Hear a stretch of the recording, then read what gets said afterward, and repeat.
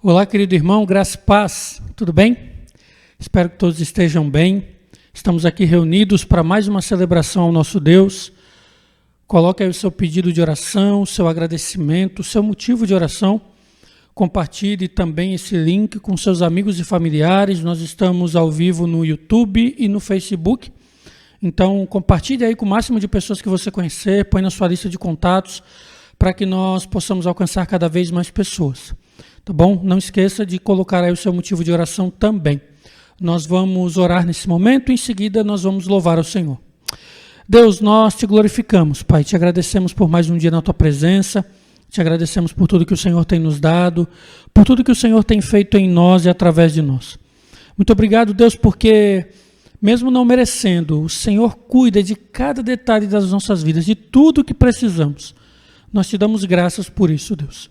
Nos conduz nesse tempo, recebe, Pai, o nosso culto, a nossa adoração, a nossa gratidão ao Senhor. Recebe, Pai, porque o Senhor é o único digno de louvor, adoração, e é a Ti que nós prestamos culto. Fala aos nossos corações, nos dirige, nos transforma, nos exorta e nos torna semelhante a Ti. Em nome de Jesus. Amém. Vamos louvar?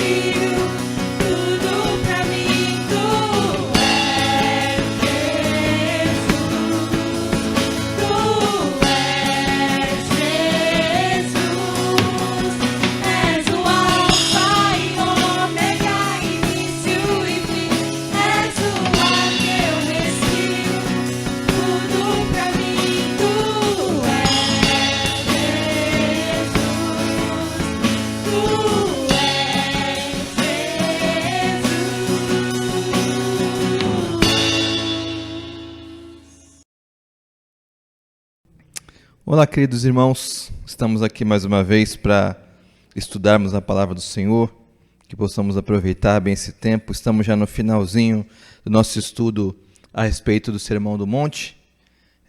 Espero que você, aonde estiver assistindo, aproveite bem e que essa mensagem edifique a sua vida, que nós possamos realmente entender a mensagem e colocá-la em prática, porque é disso que nós vamos tratar aqui essa noite.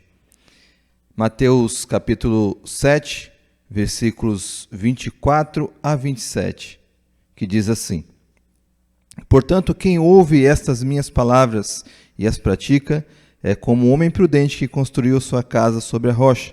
Caiu a chuva, transbordaram os rios, sopraram os ventos e deram contra aquela casa. E ela não caiu, porque tinha seus alicerces na rocha. Mas quem ouve estas minhas palavras e não as pratica, é como o insensato que construiu sua casa sobre a areia. Caiu a chuva, transbordaram os rios, sopraram os ventos e deram contra aquela casa. E ela caiu, e foi grande a sua queda. Vamos orar? Pai, em nome de Jesus, nós te agradecemos, porque o Senhor está nos dando essa oportunidade de estarmos juntos estudando a tua palavra. Mas que possamos, Senhor Deus, ter nosso coração atento, Deus, um coração ensinável, um coração preparado para receber a tua palavra, pronto para ouvir com atenção e obedecer ao Senhor, porque nós sabemos que isso nos faz agradáveis a ti, Deus, e isso faz com que nós realmente possamos ver que estamos no caminho do teu reino. Te louvamos por tudo, que o Senhor nos conduz nesse momento, em nome de Jesus. Amém. Nas últimas semanas nós temos estudado sobre as escolhas, né? Nós temos visto já no capítulo 7, desde o versículo 13, quando começa a falar da porta larga e a porta estreita. Na verdade, nós temos estudado aqui, visto a questão de escolhas que Jesus propõe nesse finalzinho do sermão. Os dois caminhos, os dois frutos dos falsos, os frutos dos falsos mestres e dos falsos cristãos. E hoje nós veremos o verdadeiro cidadão no reino, que não é quem sabe intelectualmente, mas o que pratica os ensinamentos. É disso que nós vamos estar trabalhando aqui nesse momento. Você realmente se identifica como um discípulo de Cristo? Você pode-se dizer como cidadão do reino de Deus, que já começou a viver aqui o reino e está a caminho dele até que ele seja concretizado? É isso que nós vamos ver aqui essa noite, nesse momento. Mais uma vez, nós vamos aos versículos. Nosso compartilhar hoje, na verdade, ele é bem mais curto do que de costume, porque não há muita coisa a se falar a respeito disso. É uma lição realmente de prática, e ela é muito prática naquilo que Jesus está propondo aqui. Quando no versículo 7 ele fala: Portanto, quem ouve estas minhas palavras e as pratica é como um homem prudente que construiu sua casa sobre a rocha. Aqui o mestre, como de costume, ele vai propor uma parábola. Ele vai começar a ensinar da forma como ele costuma fazer, ou seja, uma verdade comparada àquilo que eles conheciam, para que eles tivessem um pleno entendimento daquilo que ele estava ensinando.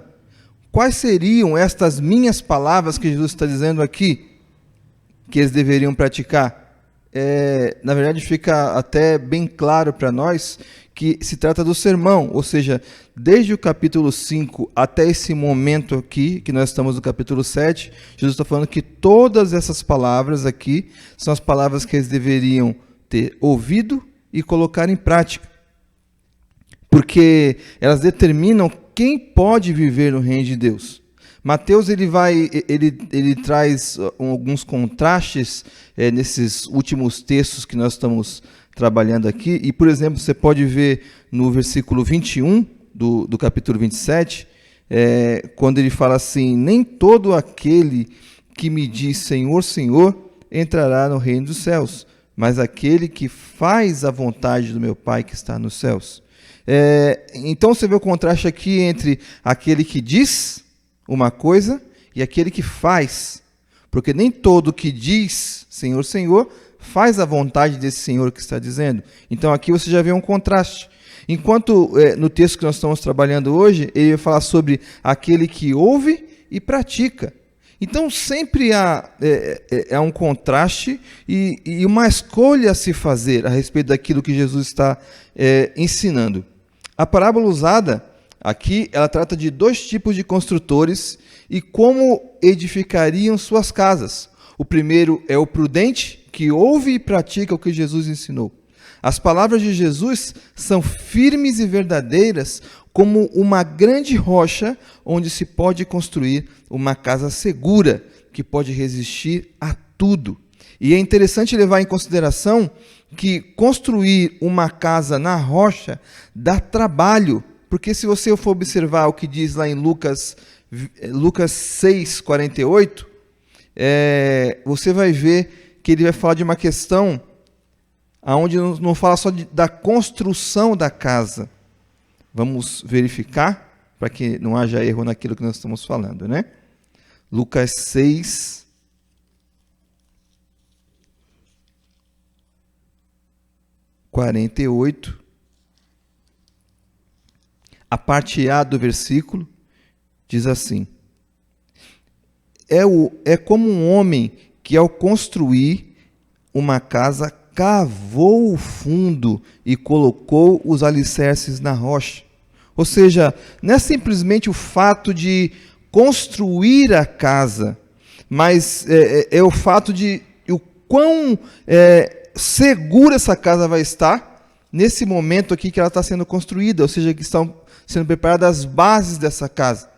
Esse homem prudente, como nós estamos vendo aqui, do qual Jesus está falando, é alguém que constrói a sua casa na rocha, uma casa bem alicerçada, um lugar que foi cavado e foi fixado para que essa casa fique ali de forma inabalável. Nós vemos no versículo 25, conforme o comentário de Carson, que a Palestina, porque quando nós lemos o versículo 25, ele fala da chuva que cai, dos rios transbordando, sopraram os ventos e deram contra aquela casa e ela não caiu porque tinha seus alicerces na rocha.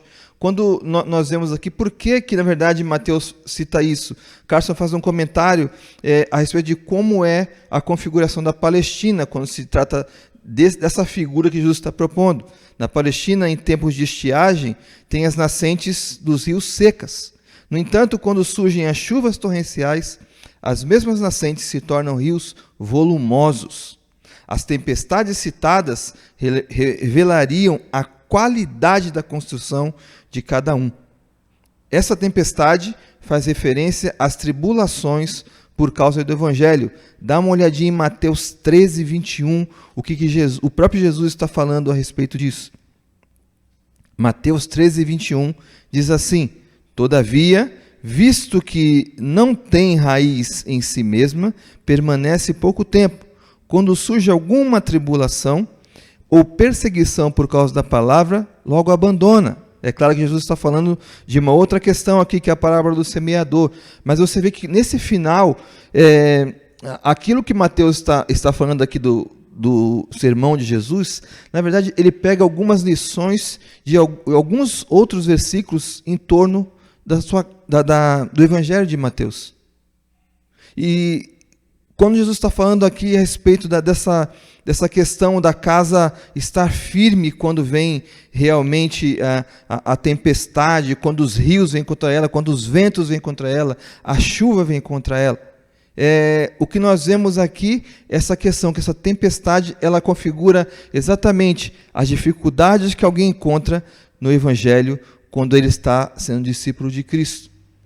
Ele passa por várias perseguições, ele passa por várias tribulações, mas mesmo assim, quando a sua casa está alicerçada na rocha, ela permanece firme, inabalável. Nada consegue destruir essa casa. Ainda continuando aqui nosso texto, os versículos 25 e 26, quando você vê a outra configuração, que é o do homem que construiu a sua casa sobre a areia. Mas quem ouve as minhas palavras e não as pratica é como um insensato que construiu sua casa sobre a areia. Caiu a chuva, transbordaram os rios, sopraram os ventos e deram contra aquela casa, e ela caiu, e foi grande a sua queda. Esse segundo exemplo dado aqui por Jesus é do construtor insensato, que só ouve ou fala, mas não pratica. É alguém que tem uma fé falsa e intelectual, assim como a fragilidade da areia. É alguém que realmente aquilo que ela conhece, que ela ouviu do Senhor, aquilo que ela sabe, não tem um alicerce firme. Então, facilmente é levado. Dá uma observadinha em Mateus 23, versículos 1 e 2.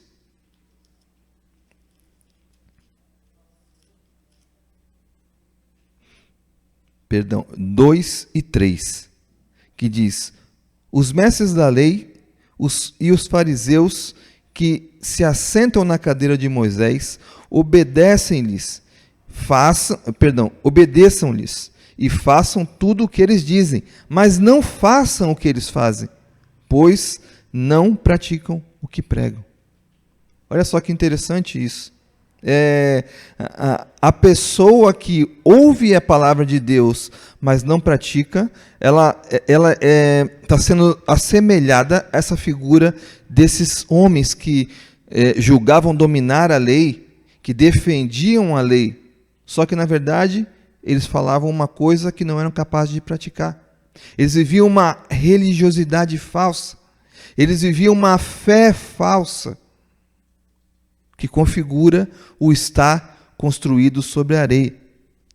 Como a chegada das tempestades, essas casas não resistem e facilmente elas vão desmoronar por completo. Eu quero convidar você ainda para dar uma observadinha em Ezequiel, profeta Ezequiel, versículo 13, quer dizer, capítulo 13, perdão, né? Ezequiel capítulo 13, dos versículos 10 a 16, que diz assim: por que fazem o meu povo desviar-se, dizendo-lhe paz, quando não há paz? E quando constroem um muro frágil, passam-lhe cal. Diga àqueles que lhe passam cal: este muro vai cair, virá chuva torrencial e derramarei chuva de pedra e rajarão ventos violentos. Quando o muro desabar, o povo lhes perguntará: onde está a caiação que vocês fizeram? Por isso, assim diz o soberano Senhor: na minha ira permitirei o estouro de um vento violento, e na minha indignação chuva de pedra, e um aguaceiro torrencial cairão com ímpeto destruidor.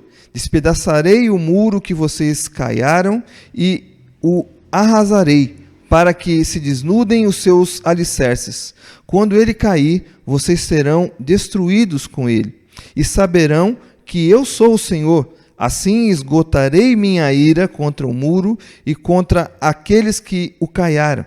Direi a vocês: o muro se foi, e também aqueles que o caiaram. Os profetas de Israel que profetizaram sobre Jerusalém e tiveram visões de paz para ela, quando não havia paz, palavra do soberano Senhor. Do que está sendo tratado aqui? Da forma como esses homens que detêm a questão espiritual de controle e que profetizam coisas em nome de Deus, estarem agindo falsamente, estarem agindo e dizendo que estão em nome do Senhor, só que na verdade, quando chegasse o tempo apropriado, aquilo que eles estavam fazendo que era falso, ou seja, que era caiado, que era uma cobertura, aquela parede, ou seja, aquela forma de se proteger deles ia cair, e a vergonha deles ia ser descoberta. E a questão aqui, quando Jesus está falando em Mateus, da casa caindo diante da tempestade, é exatamente essa mesma coisa, é uma questão de a pessoa ser envergonhada por causa da sua fé falsa, por causa da forma como se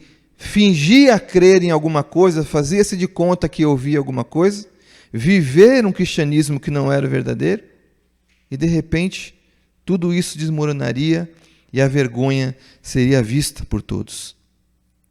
Uma fé falsa sem prática leva à surpresa nas tempestades. A pior das tempestades é escatológica, da qual Jesus está falando.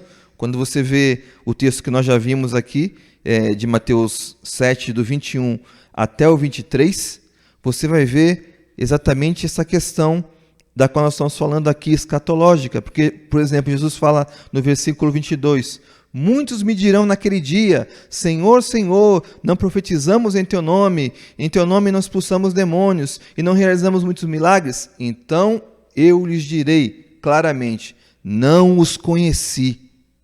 Afastem-se de mim, vocês que praticam o mal. Ou seja, as pessoas que vivem falsamente, no dia da grande tempestade, elas serão apanhadas de surpresa. Elas serão surpreendidas, elas serão envergonhadas. Por quê? Por causa da escolha que elas fizeram. Jesus deixa claro nesse final o quão necessária é a submissão ao seu senhorio e aos seus ensinamentos para entrar no reino. Quem obedece a Jesus automaticamente cumpre a lei. Não é isso que os doutores da lei que tanto queriam, o cumprimento da lei, mas quem obedece a Jesus está obedecendo àquele que cumpriu toda a lei. Todo o sistema da lei foi cumprido por Jesus. Mas quem escolhe a desobediência do caminho largo, a displicência da falsa religião, que só ouve, mas não pratica, terá como recompensa a ruína e a condenação eterna. Eu gostaria que você ouvisse um comentário de John Stott a respeito dessa questão aqui no final.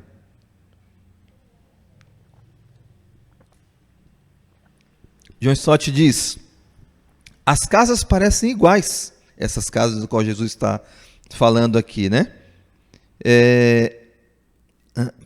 As casas parecem iguais, a diferença está naquilo que não se pode ver, ou seja, nos alicerces. Isso parece não fazer diferença nos dias bons, mas diante da tempestade, com chuva no telhado, rios nos alicerces e vento sobre as paredes, surge a verdade sobre cada construção. Uma resiste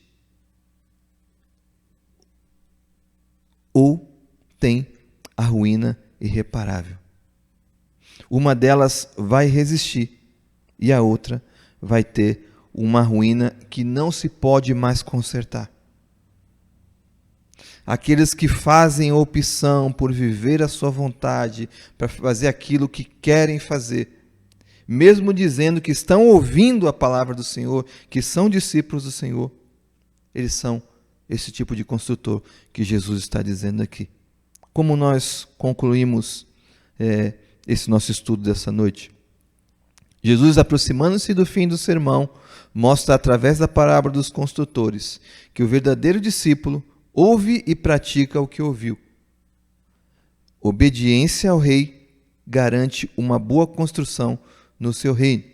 Talvez você já tenha tido a oportunidade de entrar em algum condomínio de luxo, e uma coisa que você vai observar, eu vou dar o exemplo de um que eu conheci, que é um padrão de riqueza nacional, que é o Jurerê Internacional.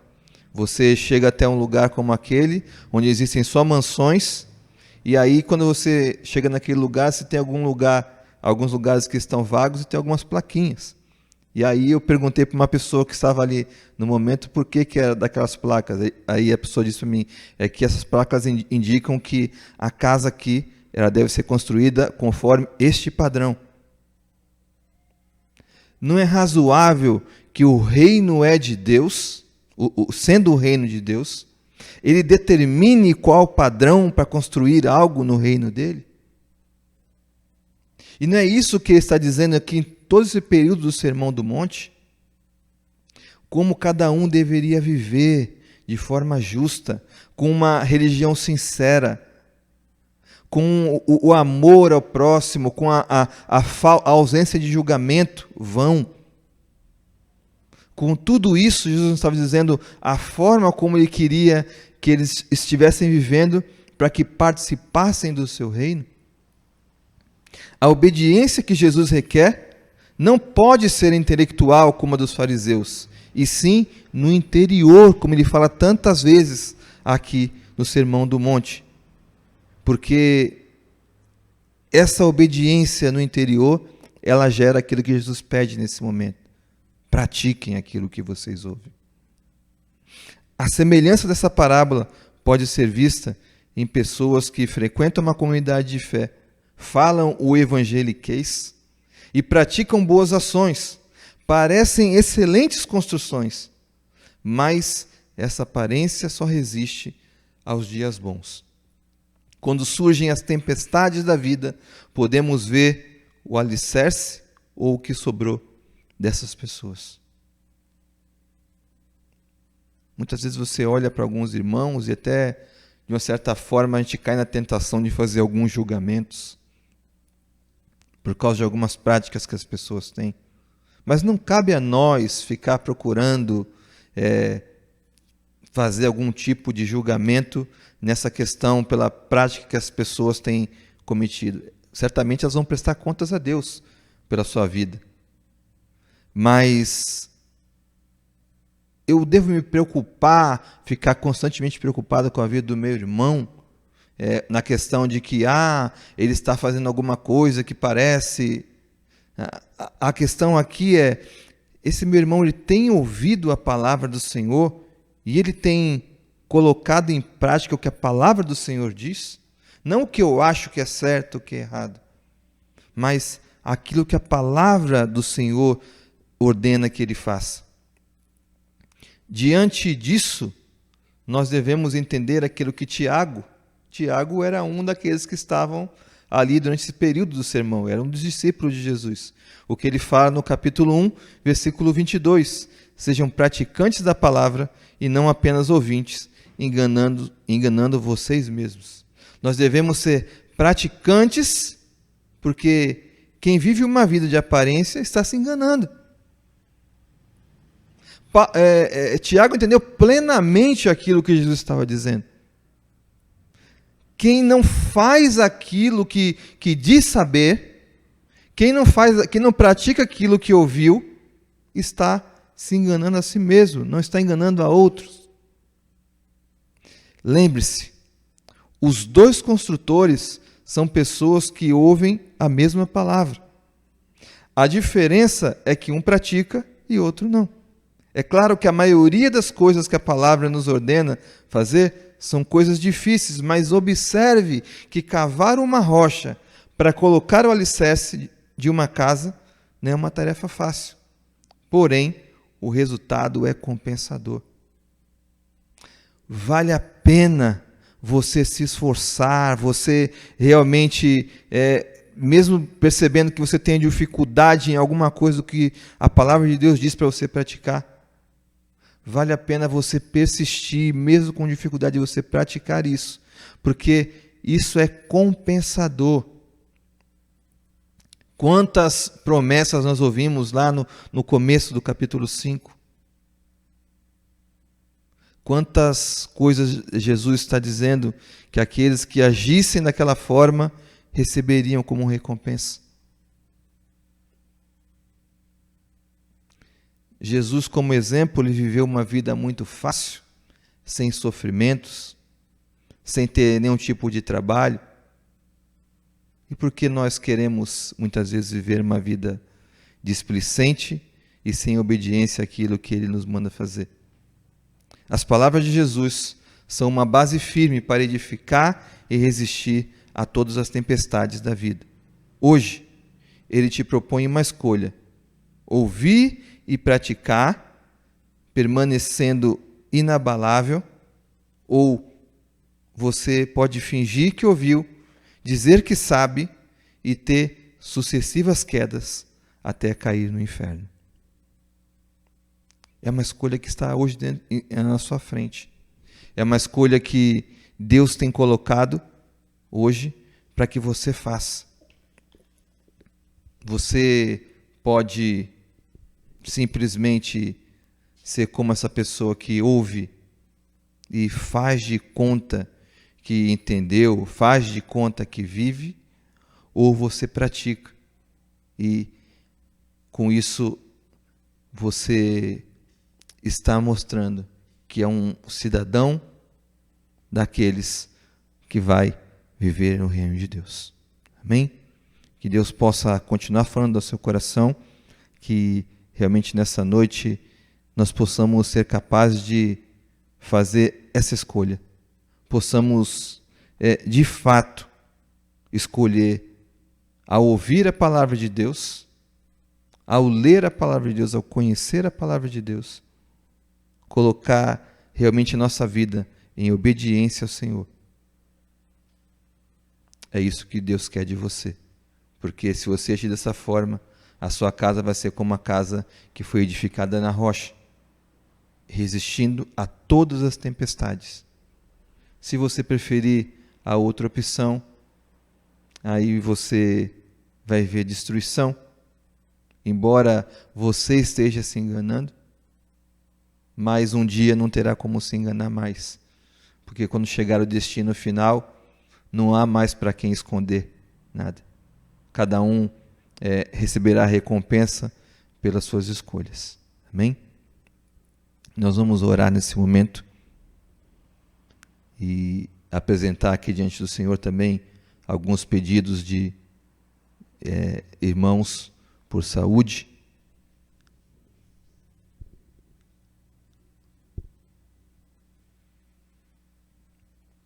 Vamos orar?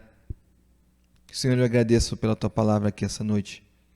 Te agradeço por aquilo que o Senhor falou aos nossos corações. De como aquele que ouve Tua palavra, crê no Senhor, te obedece, praticando Tua palavra, permanece inabalável porque está em Ti, vive nas Tuas palavras. Senhor, que nós sejamos assim, que nós não possamos, Deus, tentar enganar as pessoas com uma religiosidade falsa. Deus, com uma vida que tem uma grande aparência, mas de fato não corresponde àquilo que o Senhor quer de nós. Que nós possamos fazer essa escolha de te obedecer, porque discípulo do Senhor é quem te ouve e te obedece. Que nós possamos viver dessa forma, sendo agradáveis a Ti, nos parecendo contigo, Senhor Deus, para que o Teu nome seja glorificado através de nossas vidas. Nesse momento, Senhor, eu peço pela vida dos nossos irmãos enfermos. Nós pedimos que o Senhor possa estar realmente indo de encontro a eles. Eu peço pelo Eustáquio, peço também pelo Marcos. Eles estão enfermos, Senhor Deus, e nós sabemos que o Senhor tem poder suficiente para levantá-los, Deus, para fazer com que eles sigam ao Senhor, que eles sirvam ao Senhor, assim como aconteceu com a sogra de Pedro. Senhor, que essas pessoas possam glorificar o Teu nome através da saúde deles. Que o Senhor possa agir na vida desses irmãos, Deus, para a glória do Teu nome. Da mesma forma, eu te peço pela vida do Paulo, pela vida do Zique, que estão em recuperação. Senhor, nós já te agradecemos porque sabemos que esses irmãos já passaram por situações complicadas de saúde também, e o Zique na recuperação da sua cirurgia das vistas. Mas nós te agradecemos porque o Senhor respondeu às nossas orações, é claro que dentro da Tua vontade, mas de forma positiva. Nós te louvamos porque o Senhor já demonstrou o Teu poder através da saúde dessas pessoas. Nós pedimos, Deus, pelas nossas questões de missões, Senhor Deus, pelo nosso treinamento missionário que temos feito aqui com a Tua igreja, que cada um daqueles que tem participado possa ser empenhado, Deus possa ser comprometido, Deus, em fazer aquilo que o Senhor nos ordenou fazer. Cada um daqueles que estão participando aqui, Deus, que realmente possa ser impulsionado a fazer aquilo que o Senhor nos ordena. E aqueles que ainda não estão engajados nessa obra missionária, que eles possam ser despertados pelo Teu Espírito, meu Deus. Deus, da mesma forma eu te peço pelos projetos da nossa igreja. Deus, muitas pessoas ainda estão preocupadas com toda essa questão de doença, do que acontecerá pela frente. Nós sabemos que o Senhor tem planos e projetos, e nada é capaz de atrapalhar os teus projetos. Deus, aqueles projetos nossos que colocamos diante de Ti e temos esperado por Ti, Deus, que eles possam se concretizar nessa igreja, Deus, conforme a Tua vontade, para que o Teu nome seja glorificado. Te pedimos da mesma forma pelos departamentos da igreja, Senhor Deus. Deus, que mesmo com todas essas coisas eles têm estado ativo, nós temos trabalhado, Senhor Deus, mesmo à distância, a Tua igreja não fechou as portas. A Tua igreja continua, Senhor Deus, fisicamente as portas estão fechadas, mas espiritualmente a Tua igreja está trabalhando, está honrando o Teu nome, está glorificando o Teu nome, está cumprindo aquilo para o qual o Senhor nos chamou. Que nós possamos prosseguir assim, sempre, agradando ao Senhor, em nome de Jesus. Amém. Amém. Deus te abençoe. Boa noite.